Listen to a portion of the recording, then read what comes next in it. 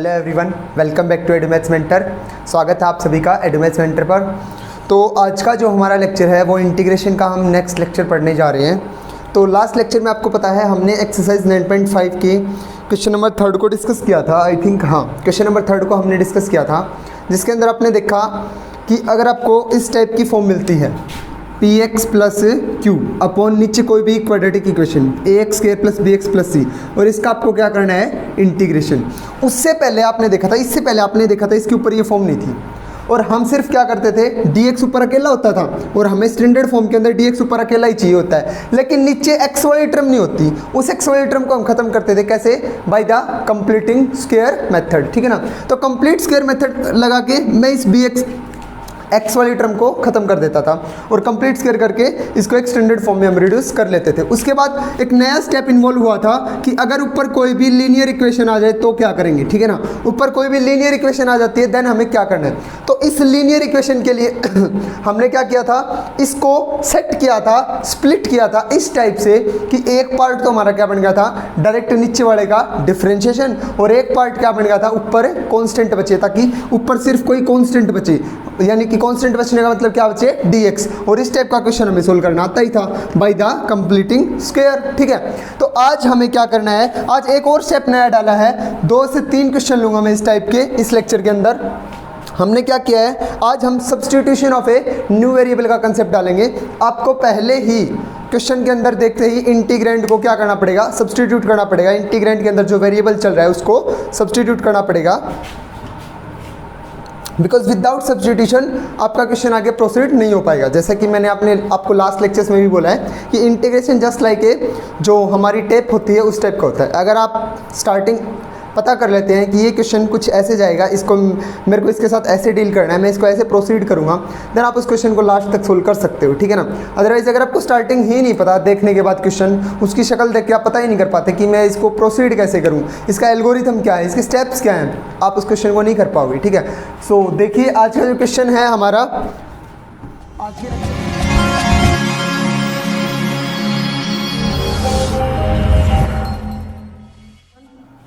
Trigonometry से related है। Trigonometric functions हम लेंगे जिसके अंदर आपको सब्स्टिट्यूशन मिलेगी, ठीक है ना। सो देखिए क्वेश्चन क्या है आपका, एक्सरसाइज का 4th क्वेश्चन है, 2 sin 2 alpha minus cos 5, 2 sin 2 5 minus cos 5 into D 5 upon 6 minus cos square 5 minus 4 sin 5, 6 minus cos square 5 minus 4 sin 5, ये क्वेश्चन हमारे पास। तो इसको हम प्रोसीड कैसे करें, सबसे पहले इसको किसके इक्वल मान के चलते हैं भाई, आई के। क्वेश्चन को करने का तरीका मैंने बहुत सारे लेक्चर्स में बता रखा है आपको, कम से कम 27 से 28 लेक्चर्स अपलोड हो चुके हैं। तो इंटीग्रेशन का बेसिक तो आपका बिल्कुल क्लियर हो जाना चाहिए।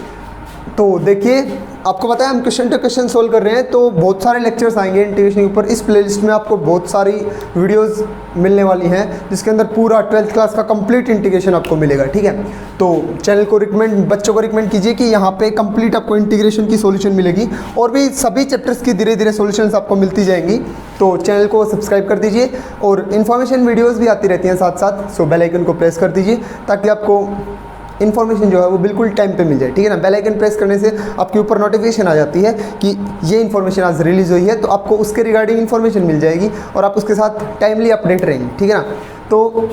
आगे देखते हैं, अपना लेक्चर स्टार्ट करते हैं। देखिए क्वेश्चन के अंदर क्या है, 2 sin 2 5 minus cos 5 upon 6 minus cos square 5 minus 4 sin 5। ना तो ये उस टाइप की फॉर्म है dx अपॉन एक्स स्क्वायर, कोई क्वाड्रेटिक इक्वेशन नहीं है, कोई ऊपर px प्लस 2 टाइप की फॉर्म नहीं है। तो ये क्वेश्चन कैसे जाएगा, पहले हम इसको रिड्यूस करेंगे उसके अंदर, ठीक है ना। पहले हम इसको रिड्यूस करेंगे। देखिए क्या करते हैं, sin 2 5 सारे देखिए, ये भी 5 के अंदर है, ये भी 5 के अंदर है, ये भी 5 के अंदर है, लेकिन ये अकेला फंक्शन sin 2 5 के अंदर है, ये मल्टीपल एंगल के अंदर है, यानी कि सेकंड एंगल के अंदर है। पहले तो मैं इसको रिड्यूस करता हूँ फर्स्ट एंगल के अंदर, यानी कि मैं इसको 5 के अंदर चेंज कर देता हूँ। तो जिस जिसको sin 2 5 का फॉर्मूला यहाँ पे पता है वो इसको रिड्यूस कर देगा, और जिसको sin 2 5 का फॉर्मूला नहीं पता वो इसको रिड्यूस नहीं कर पाएगा। तो 2 sin 5 cos 5 इसका क्या हो जाएगा, फॉर्मूला। तो सबसे पहले मैं इसको रिड्यूस करता हूँ, तो देखिए मेरे पास क्या बन जाएगा, 2 इंटू sin 2 5 को क्या लिखूंगा, 2 sin 5 cos 5, और माइनस में क्या आ जाएगा, cos 5 और इनटू में क्या चल रहा है d5 और अपॉन में क्या आ जाएगा सेम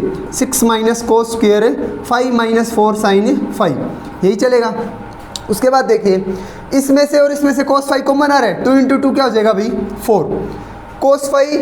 5 कॉमन आ रहा है, मैं cos 5 को बाहर निकाल लेता हूँ कॉमन, यहाँ पे क्या बच जाएगा 1, यहाँ से कॉमन चला जाएगा, तो ये देखो आपके पास क्या बचेगा 4 साइन 5 माइनस 1 और इनटू में cos 5 मेरा क्या आ गया कॉमन और इनटू में d5। अब देखिए आपको कुछ देखने को मिलेगा कि जो cos 5 है ना वो d5 के साथ डायरेक्ट मल्टीप्लाई में है, cos 5 d5 के साथ डायरेक्ट मल्टीप्लाई में होने का मतलब कि cos 5 किसी न किसी का डिफरेंशिएशन है और cos 5 किसका डिफरेंशिएशन है sin 5 का, तो मैं sin 5 को उठा के सब्स्टिट्यूट कर देता हूँ, तो कंप्लीट मेरे जो इंटीग्रैंड है वो देखिए कुछ ऐसा बन जाएगा। अगर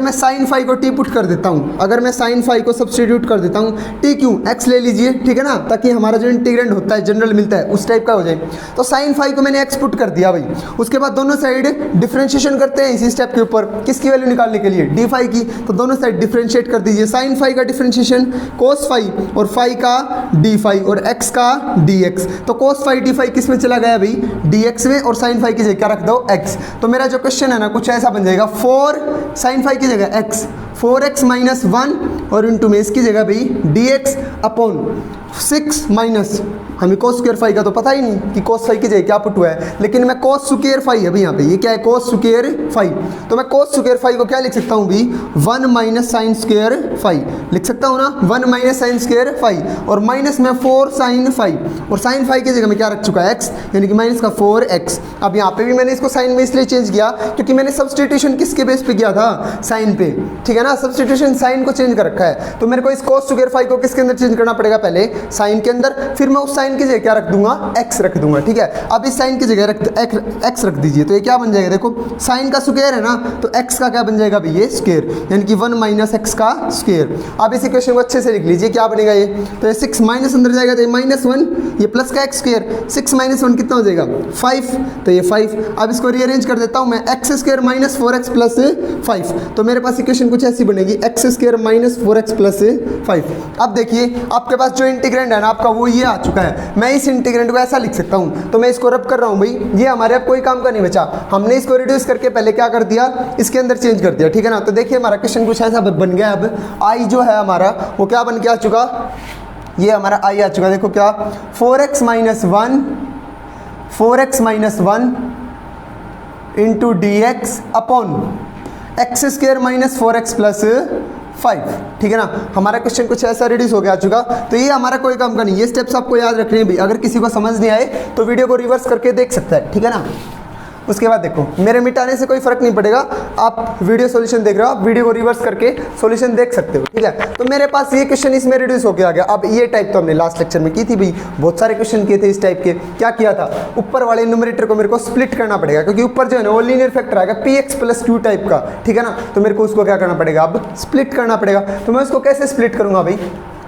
px प्लस क्यू को हमने कैसे स्प्लिट किया था, a कोई कांस्टेंट लेंगे इनटू में डेरिवेटिव ऑफ डिनोमिनेटर प्लस में b कोई अनदर कांस्टेंट, ठीक है ना, फिर a और b की वैल्यू निकालते थे और वहां से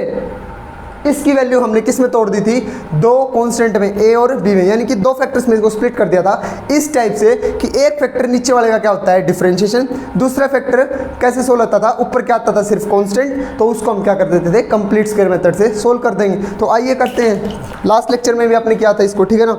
देखिए बहुत सारे क्वेश्चंस किए थे आपने, तो मैं क्या करता हूँ यहाँ पे भाई सीधा 4x माइनस 1 को उठाता हूँ, इसका जो बेसिक है वो आप देख सकते हैं, इसमें नीचे डिस्क्रिप्शन बॉक्स में वीडियो का लिंक मिल जाएगा आपको लास्ट लेक्चर का, वहाँ पे आप क्लिक करके देख सकते हैं कि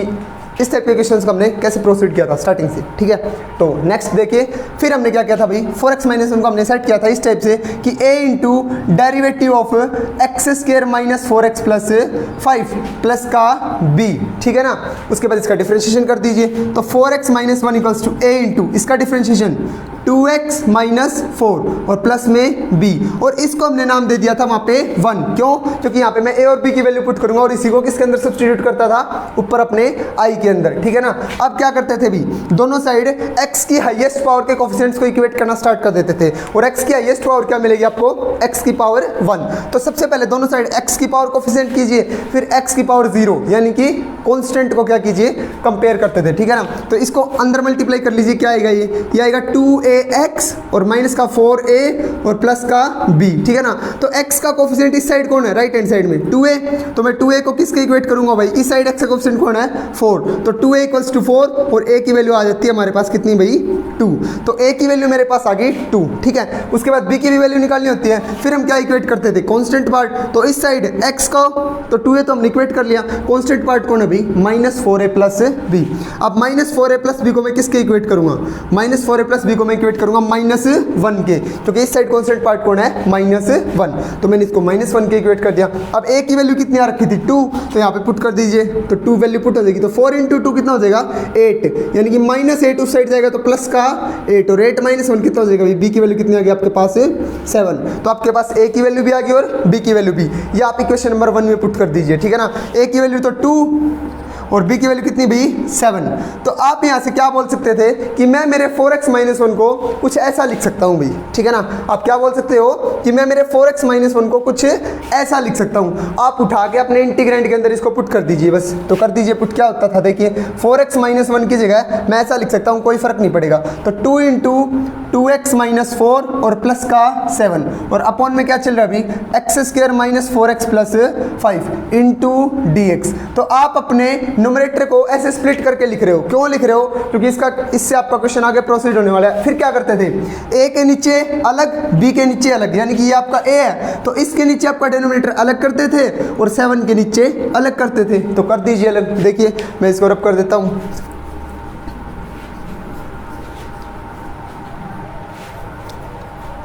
तो इसको स्प्लिट कर दीजिए, a के नीचे अलग लिखते थे तो a के नीचे अलग लिखिए 2 × integration of 2x - 4 dx upon इसके नीचे अलग लिख दीजिए x² - 4x + 5 और प्लस में 7 बार कांस्टेंट, अभी कौन बचेगा 1, 7 के नीचे x² - 4x + 5, तो ये आपने स्प्लिट कर दिया। देखिए a के नीचे अलग लिख दिया और b के नीचे अलग लिख दिया, इसके नीचे अलग इसके नीचे अलग, हमेशा स्प्लिट करना है, ठीक है ना। उसके बाद इस पार्ट को हम क्या नाम देते थे I1 और इस पार्ट को क्या नाम देते थे I2, क्योंकि ये दोनों ही पार्ट अलग अलग टाइप से सोल्व होने वाले थे, ठीक है ना। तो मैं सबसे पहले एक पार्ट सोल्व करता हूँ, तो देखिए मैंने इसको I1 नाम दिया, तो मेरा I जो है ना वो इसके इक्वल आ रहा है, यानी कि मेरा I किसके इक्वल आ चुका, देखिए 2 times of I1 2 times of I1 plus 7 times of I2। अगर मेरे को I की वैल्यू निकालनी है तो मैं अगर I1 और I2 की वैल्यू निकाल दूं और यहाँ पे पुट कर दूं तो मेरा कंप्लीट I आ जाएगा, यानी कि कंप्लीट कौन आ जाएगा, मेरा इंटीग्रेशन आ जाएगा, ठीक है।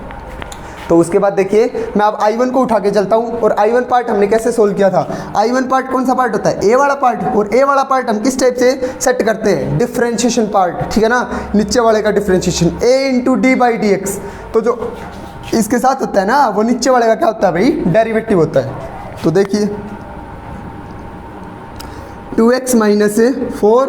अपॉन x² - 4x + 5 और इनटू में dx, ये आपका कौन है भाई I1, ठीक है ना। तो इसको सोल्व करने के लिए देखो आपको अलग से ही दिखेगा, नीचे वाले फंक्शन का डिफरेंशिएशन है ऊपर और जो कि dx के साथ डायरेक्ट मल्टीप्लाई में हमेशा ही आएगा ऐसे, क्यों, क्योंकि आप उसको सेट ही इस टाइप से करते हो स्टार्टिंग में a × d/dx ऑफ डिनोमिनेटर, ठीक है ना। तो d/dx ऑफ डिनोमिनेटर ऊपर है तो डायरेक्ट क्या कीजिए, सब्स्टिट्यूट कर दीजिए, पुट x² - 4x + 5 = t, दोनों साइड डिफरेंशिएशन कीजिए, x² का 2x - 4 और इनटू में dx और इक्वल टू t का dt, यानी कि इसकी जगह तो dt लिखूंगा ऊपर वाले की जगह और नीचे वाले की जगह t, तो ये क्या बन जाएगा, ऊपर वाले की जगह तो dt और नीचे वाले की जगह t, और dt/t का इंटीग्रेशन आप जानते ही हो क्या होता है अभी, log ऑफ t और प्लस में c1 constant of integration, I1 के लिए मैंने c1 ले लिया, बाद में मर्ज करके उसको c कर देंगे, ठीक है। उसके बाद t की वैल्यू पुट करनी होती थी अगेन, तो t की वैल्यू क्या आ गई भाई हमारे पास, log ऑफ t की वैल्यू पुट कर दीजिए, इस t की वैल्यू कितनी, x² - 4x + 5 x² - 4x + 5 और प्लस में c1, तो ये आ जाता था आपका कौन भाई I1। तो मैंने I1 की वैल्यू निकाल ली, मैं इसको रब कर रहा हूँ अब कंप्लीट सॉल्यूशन को। उसके बाद किसकी वैल्यू और निकालनी रहती है भाई हमारे पास I2 की, ठीक है ना। I2 की वैल्यू अलग तरीके से निकालते थे, फिर मैं इस कंप्लीट को रब कर रहा हूँ भाई इस पार्ट को भी, ठीक है ना। तो हम I2 की वैल्यू और निकालेंगे, अब हमारे पास I2 क्या अपना dx अपॉन x² - 4x + 5 और ये आपको मिलेगा आई थिंक लेक्चर नंबर 26 में। इस टाइप के क्वेश्चन बहुत सारे सोल्व किए थे हमने, जब आपको ऊपर कुछ भी नहीं मिलता तो आप क्या करते थे, इसका क्या करते थे, कंप्लीट स्क्वायर, ठीक है ना, नीचे x के टर्म को खत्म करना है हमें कैसे भी, और वो कैसे होता था, by the method of completing square. तो आइए इसका कंप्लीट स्क्वायर करता हूँ मैं डायरेक्ट, तो ऊपर dx, नीचे देखो कंप्लीट स्क्वायर बनाता हूँ, एक्स स्क्वायर माइनस इसको 2 इंटू एक्स, उसके बाद 4x और 2x में कितने की कसर है, सिर्फ 2 की, तो ये देखो 4x बन गया, तो ये हमारी 2ab वाली टर्म बन गई 2ab, यानी कि हमारा b कितना आ गया 2। 10th क्लास का कंसेप्ट है कंप्लीटिंग द स्क्वायर, आप लोग कर सकते हो, ठीक है। उसके बाद b का स्क्वायर ऐड करेंगे, 2 का स्क्वायर ऐड और 2 का स्क्वायर माइनस करेंगे, ठीक है ना। उसके बाद प्लस का कौन बचता है हमारे पास 5, तो ये होगा मेरा कंप्लीटिंग स्क्वायर, ए स्क्वायर माइनस 2ab प्लस का बी स्क्वायर, और ये बी स्क्वायर ऐड किया था बी स्क्वायर माइनस, तो ये अभी तक बैलेंस है, और प्लस में 5। उसके बाद इसको क्या कर देते हैं भाई मर्ज, तो इसको मर्ज कर दीजिए फॉर्मूले को, क्या a 2ab वाली टर्म किसकी है, माइनस की, ये टर्म जिसकी होती है होल स्क्वायर उसी का बनता है, अगर ये नेगेटिव है तो a माइनस बी का बनेगा, अब ये माइनस की है तो x माइनस 2 का होल स्क्वायर बनेगा हमारे पास, तो x माइनस 2 का होल स्क्वायर और माइनस का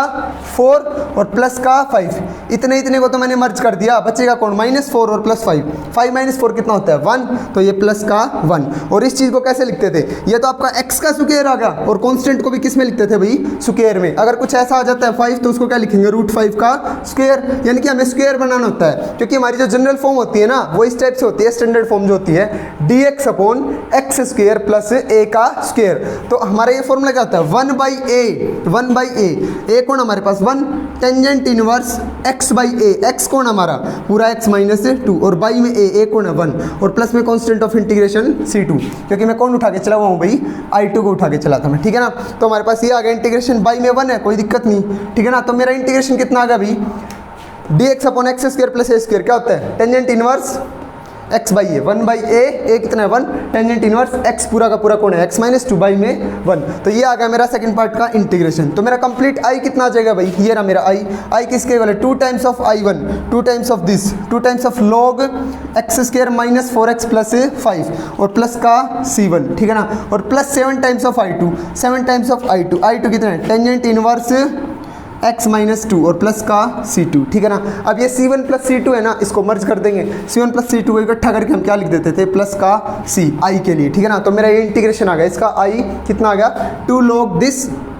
प्लस में 7 times of tangent inverse x minus 2 plus c, तो ये मेरा उस क्वेश्चन का क्या आ गया इंटीग्रेशन, जो हमने स्टार्टिंग में क्वेश्चन लिखा था, ठीक है ना। तो सॉल्यूशन, तो नेक्स्ट जो है क्वेश्चन स्टूडेंट्स वो आपके पास देखिए क्या है, 3 sin x minus 2 into cos x D x upon 5 minus cos square x minus 4 sin x। अब देखिए ऊपर न्यूमरेटर में आपके पास dx के साथ कौन कौन है, एक तो कोस x है जो कि डायरेक्ट मल्टीप्लाई में है dx के साथ, और एक ये पूरा फैक्टर है ये भी मल्टीप्लाई में है dx के साथ। अब क्या हो सकता है, या तो ये पूरा फैक्टर किसी का डिफरेंशिएशन हो या कोस x हो, तो मतलब इजी किसके साथ पड़ेगा, आपको क्वेश्चन देखते ही पता चलेगा कि कोस x dx के साथ डायरेक्ट मल्टीप्लाई में है, तो डेफिनेटली कोस x क्या हो जाएगा dx के साथ चला जाएगा, यानी कि cos x किसी ना किसी का क्या है डिफरेंशिएशन है, और किसका होता है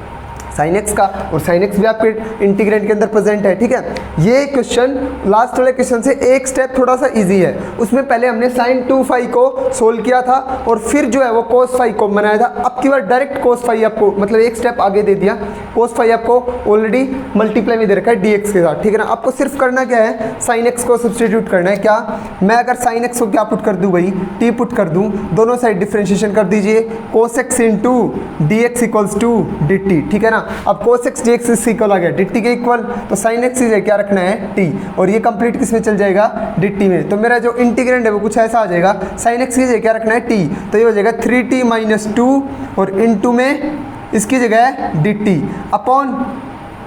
5 माइनस, ये देखिए cos स्क्वायर x है, लेकिन आप सब्सटीट्यूशन कर रहे होते हो तो किसका कर रहे होते हो sin x का, तो आपका कंप्लीट इंटीग्रेंड बचा हुआ sin x में होना चाहिए, तो cos स्क्वायर x को यहाँ पे सब्सटीट्यूट कर लेना, क्या लिख लेना 1 माइनस sin स्क्वायर x, तो यहाँ पे मैं लिख लेता हूँ इसको 1 minus sin square x, cos square x change कर लिया मैंने 1 माइनस sin स्क्वायर x, और माइनस में 4 sin x है, sin x से क्या रख देता हूँ मैं t, ठीक है ना। अब यहाँ पे भी sin x से क्या रख देता हूँ t, और sin का क्या चल रहा है स्क्वायर, तो t का भी क्या आ जाएगा स्टूडेंट से स्क्वायर, अभी माइनस अंदर आएगा तो 5 माइनस 1 और प्लस का टी स्क्वायर, और 5 माइनस 1 कितना हो जाएगा 4, मैं इसको थोड़ा रीअरेंज करके लिख देता हूँ T square minus 4t plus 4, क्या हो जाएगा T square minus 4t plus 4, तो ये हमारे पास अपना इंटीग्रेंड आ गया जिसको हमें क्या करना है भाई सोल्व करना है। ऊपर px प्लस क्यू टाइप की इक्वेशन आ गई लीनियर, और नीचे क्वाड्रेटिक इक्वेशन आ गई, पोलिनोमियल क्वाड्रेटिक पोलिनोमियल आ गई, ठीक है ना।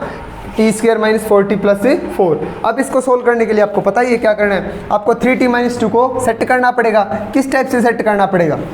देखिए वो ऊपर वाले क्वेश्चन की जगह हमारा आई अब क्या बन चुका है, अभी हमारा आई ये आ चुका 3t minus 2 into D T upon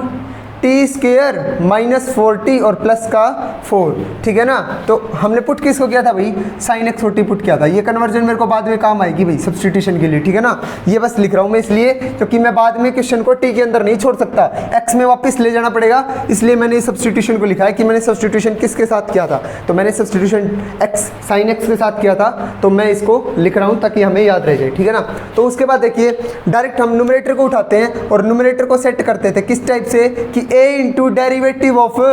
denominator T square minus 4t plus 4, ठीक है ना, और प्लस का b, ऐसे ही करते थे, ठीक है। उसके बाद में 3t माइनस 2 डेरिवेटिव भी t के रिस्पेक्ट में हुआ क्योंकि आपका इंटीग्रेंट किस में चल रहा है, t में, तो d by D T differentiation करना है। ऐसा कंपल्सरी नहीं कि x के रिस्पेक्ट में करना है, जिस वेरिएबल में चल रहे हो ना उसी के रिस्पेक्ट में, ठीक है। तो d बाई डी टी, तो a इंटू इसका डिफ्रेंशिएशन भाई 2t माइनस 4t का 4, ठीक है, और 4 का क्या हो जाएगा 0, और प्लस में क्या चल रहा है भाई b हमारे पास, ठीक है। तो उसके बाद देखिए अंदर मल्टीप्लाई कर लीजिए, इसको क्या नाम देते थे 1 क्योंकि इसकी रिक्वायरमेंट पड़ेगी बाद में। तो 3t minus 2 equal to 280 minus का 4a और प्लस का b। अब 280 किसके इक्वल होगा भाई 3 के इक्वल, क्योंकि t के कोफिशिएंट इक्वेट करने हैं ना, तो t का कोफिशिएंट यहाँ पे तो कौन है 2a, तो 2a इक्वल टू होगा 3 के, और a की वैल्यू आ जाती थी यहाँ से 3/2। हम ये क्वेश्चन बहुत सारे सोल्व कर चुके, ठीक है ना, कम से कम 10 से 15 पार्ट हमने ऐसे सोल्व किए हैं, ठीक है। इसको सेट करने वाले न्यूमरेटर को सेट करते थे हम, स्प्लिट करते थे 2 टाइप्स में, a और b में, ठीक है ना, अभी कर रहे हैं भाई, ठीक है ना। उसके बाद क्या करते हैं भाई, हम कांस्टेंट पार्ट इक्वेट करते हैं, तो इस साइड कांस्टेंट पार्ट को ना भाई -4a प्लस b, ठीक है ना। -4a प्लस b को मैं किसके इक्वल रख देता हूँ -2 के, क्योंकि इस साइड कांस्टेंट कौन है -2, ठीक है। उसके बाद a की वैल्यू पुट कर देते हैं कितनी 3/2, क्योंकि मेरे पास आई हुई है, तो a की वैल्यू कितनी होगी स्टूडेंट्स 3/2। तो 2 से 2 से यहाँ पे 2 आ जाएगा, और 3 इंटू 2 -6, और -6 उस साइड जाएगा तो प्लस का 6, और 6 माइनस 2 4, तो b की वैल्यू आ जाती है यहाँ से कितनी +4। कैलकुलेशन वर्क है आप कर सकते हो, ठीक है। तो a की वैल्यू 3/2 यहाँ पे पुट कर दीजिए, और b की वैल्यू कितनी 4 यहाँ पे पुट कर दीजिए। यानी कि आप उससे ये कहना चाहते हो कि मैं मेरे 3t माइनस 2 को 3t माइनस 2 ना लिख के कुछ ऐसा लिखूंगा, क्योंकि मेरा क्वेश्चन ऐसे सोल्व होएगा भी, ठीक है ना। तो आप अपने 3t माइनस 2 का ऐसा लिखिए, उसको कोई प्रॉब्लम नहीं है, ठीक है ना। तो लिख दीजिए, क्या आएगा i की जगह क्या बन जाएगा आपका, ये 3t माइनस 2 की जगह ये लिखना आपको 3/2 इंटू 2t माइनस 4 और प्लस का 4 अपॉन में ये dt चल रहा है अभी साथ में, अपॉन में टी स्क्वायर माइनस 4t और प्लस का 4, ठीक है। उसके बाद क्या करते थे, a के नीचे डिनोमिनेटर को अलग और b के नीचे डिनोमिनेटर को अलग, तो आइए करते हैं अलग अलग। मैं इसको रब कर देता हूँ, ये हमारा कोई काम का नहीं, सिर्फ उस a और b की वैल्यू निकालने के लिए ये सारा काम करना होता है हमें, ठीक है ना। अगर आपको समझ नहीं आया तो आप वीडियो को रिवर्स करके देख सकते हैं, ठीक है। उसके बाद इसको अलग अलग करते हैं भाई, अलग अलग लिख लीजिए, क्या आएगा देखो 3/2 बाहर आ जाएगा, 2t माइनस 4 के नीचे क्या लिखना है भाई टी स्क्वायर माइनस 4t और प्लस का 4, और इंटू में डी टी, प्लस 4 के नीचे अलग, तो 4 कांस्टेंट है बाहर आएगा, D T upon T square minus 4t plus 4। इसके नीचे अलग लिखते हैं डिनोमिनेटर को, और 4 के नीचे अलग, और 3/2 कांस्टेंट था बाहर ले लिया, 4 कांस्टेंट था बाहर ले लिया। उसके बाद इस पार्ट को अलग तरीके से सोल्व करना है, तो इसको क्या नाम देते हैं हमेशा I1, और इसको क्या नाम देते हैं I2। तो सिंपल सी बात ये है, अगर मेरे को I को सोल्व करना है ना, तो I किसके इक्वल आ चुका, I किसके इक्वल आ चुका बोलो, I आ चुका, देखो I जो है वो 3/2 of I1, 3/2 times of I1 plus में 4 टाइम्स ऑफ I2। यानी कि अगर मेरे को I की वैल्यू चाहिए तो मैं क्या निकालूंगा, I1 और I2 की वैल्यू सोल्व करूंगा, ठीक है ना। और I1 और I2 की वैल्यू हम अभी भी सोल्व करके आए थे, आइए फिर से करते हैं। तो I1 हमारे पास क्या चल रहा है, अभी लिख लेता हूँ मैं, I1 ये चल रहा है मेरे पास 2t minus 4 into D T upon T square plus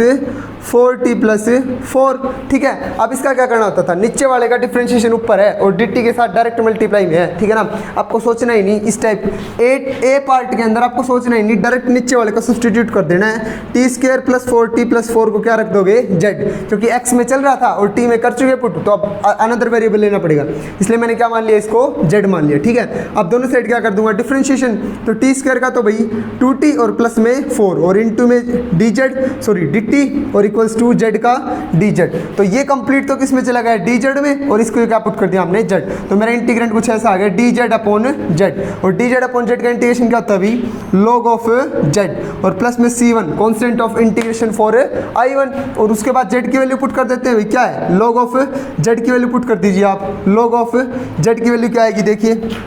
T square plus 4t plus 4, T square plus 4t plus 4, और प्लस में c1। अब आप इसको t के अंदर भी नहीं छोड़ सकते क्योंकि t हमारा एक्चुअल वेरिएबल नहीं था ओरिजिनल, ठीक है ना, क्या हमारा sin x। अब t की जगह फिर से क्या रख दीजिए sin x। तो मेरा जो आंसर आएगा ना i1 का, वो एक्चुअल में ये आएगा log ऑफ t का स्क्वायर यानी कि sin स्क्वायर x, ठीक है, और प्लस का 4t यानी कि 4 sin x, और प्लस का 4 और प्लस में c1। ये आया है मेरा एक्चुअल आंसर किसका, i1 का। तो मैं इसको रख लेता हूँ भाई, अगर आपको पीछे डाउट है तो आप रिवर्स करके देख सकते हैं। मैं इसको रब कर रहा हूँ भाई i1 को, ठीक है ना। तो ये मेरा मैंने i1 सोल्व कर लिया, बचता कौन है भाई i2। ये भी हमारे अब किसी काम का नहीं, हम i1 को सोल्व कर चुके, सिर्फ मेरा i2 बचता है। तो मैं देखो i2 को लिखता हूँ यहाँ पे, हमारा i2 क्या चल रहा है, 4 को मैं लेना नहीं, बाहर रखना है। तो i2 है मेरा dt upon T square minus 4t plus 4। इसका क्या करना है हमें, कंप्लीट स्क्वायर ऑफकोर्स, ठीक है ना। तो कंप्लीट स्क्वायर करते हैं, आ जाओ। तो इसका कंप्लीट स्क्वायर आई थिंक पूरा ही हो जाएगा ये t माइनस 2 का होल स्क्वायर है शायद, t माइनस 2 का होल स्क्वायर आप देख सकते हो, t का स्क्वायर प्लस 4 और माइनस का कितना आ जाएगा भाई 4t। जब आप इसका कंप्लीट स्क्वायर करोगे तो आपके पास ये बनेगा, ठीक है ना। तो आप इसका कंप्लीट स्क्वायर लिख दीजिए, इसकी जगह मैं डायरेक्ट लिख रहा हूँ। तो क्या आ जाएगा मेरे पास, बोलो। आप इसका कंप्लीट स्क्वायर करोगे तो आपके पास यही बनेगा, ठीक है ना। तो देखिए क्या बनेगा, dt अपॉन t माइनस 2 का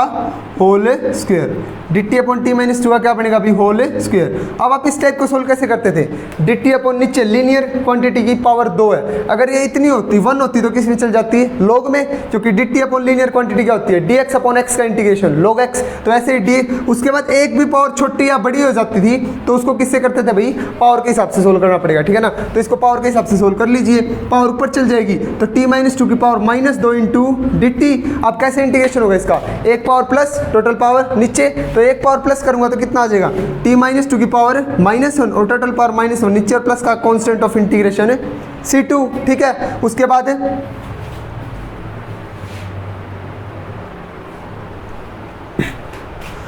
तो t माइनस 2 की पावर माइनस 1 अपॉन माइनस 1, ठीक है। उसके बाद t माइनस 2 की पावर हमें पॉजिटिव करनी है तो हम इसको नीचे ले आएंगे। ये देखिए क्या हो जाएगा, सोल्व होके ये बाद में, तो ये t माइनस 2 की पावर नीचे आएगी तो 1 बाई t माइनस 2 आ जाएगा हमारे पास, और ये माइनस 1 और प्लस में c2। उसके बाद t की वैल्यू पुट करेंगे भाई, t के अंदर नहीं छोड़ सकते, तो मेरे पास इसका इंटीग्रेशन क्या आ गया भाई, 1 by t minus 2 plus minus का 1 बाई t माइनस 2 प्लस का c2, ठीक है ना। उसके बाद t की जगह अगेन वैल्यू पुट करेंगे क्या, sin x। तो ये हमारे पास क्या आ जाएगा भाई, sin x माइनस 2, ठीक है ना, sin x माइनस 2। उसके बाद इस माइनस को सेट करना है तो इस माइनस को नीचे ले आइए, इसको लिख दीजिए 2 माइनस sin x, कोई दिक्कत वाली बात नहीं। तो ये मेरे पास इसका इंटीग्रेशन आ जाएगा पार्ट 2 का, ठीक है। उसके बाद क्या करते हैं, रब कर देते हैं, हमारे पास i2 आ गया और i1 आ गया, ठीक है। दोनों की वैल्यू पुट कर देते हैं डायरेक्ट, i1 और i2 की वैल्यू यहाँ पे पुट करनी है बस। तो देखिए कर देते हैं पुट, i की वैल्यू आ जाएगी हमारे पास 3/2 टाइम्स ऑफ i1 क्या अभी, log of sine square x plus 4 sin x plus 4 और प्लस का c1, ठीक है ना। उसके बाद प्लस में 4 टाइम्स ऑफ i2 कितना हमारा ये, तो 1/2 माइनस sin x, और प्लस का क्या चला है भाई c2। ये 4 की मल्टीप्लाई इसके साथ भी होगी लेकिन कोई मैटर नहीं करेगा क्योंकि हम इन दोनों को मर्ज करने वाले हैं, c1 प्लस c2 या फिर c1 प्लस 4c2 या फिर 3/2 c1 प्लस 4c2, वही सब कुछ वही रहने वाला है, ठीक है ना। तो c1 प्लस c2 को क्या कर देंगे भैया, मर्ज करके प्लस का c। ये कोई खास मैटर नहीं करेगा, कॉन्स्टेंट को इतना ज़्यादा मतलब सीरियसली मत लिया करो, कॉन्स्टेंट को लास्ट में c रखना है, ठीक है ना। तो हमारे पास इसका इंटीग्रेशन आ चुका 3/2 log sine of this log of this plus 4/1 minus 2 sin x, ठीक है। सो आई थिंक आपको ये भी समझ आया होगा, बिल्कुल लास्ट वाले क्वेश्चन की तरह था। तो आज के लेक्चर में बस इतना ही, ये 2 क्वेश्चंस इंपॉर्टेंट थे। सबसे पहले आपको क्या करना था, सब्स्टिट्यूशन मतलब कुछ अलग था इसके अंदर, वो हमने किया आज। तो चैनल को सब्सक्राइब कर दीजिए और बेल आइकन को प्रेस कर दीजिए। Thank you so much. Next lecture में देखते हैं, हमारा जो क्वेश्चन नंबर 4 है हमें वो डिस्कस करना है, सॉरी क्वेश्चन नंबर 5, उसके अंदर कुछ अलग है, वो हम डिस्कस करेंगे नेक्स्ट लेक्चर में। तो उसके अंदर अलग कुछ क्या है आपको पता ही है, पीछे भी मैं वो चीज़ डिस्कस करके आ चुका हूँ कि अगर कभी भी इंटीग्रेशन में ऐसी क्वांटिटी मिलती है तो उसके साथ क्या करना है, वही मैं नेक्स्ट लेक्चर में बताऊँगा। सो बने रहिए एडवांस मेथड के साथ। Thank you so much.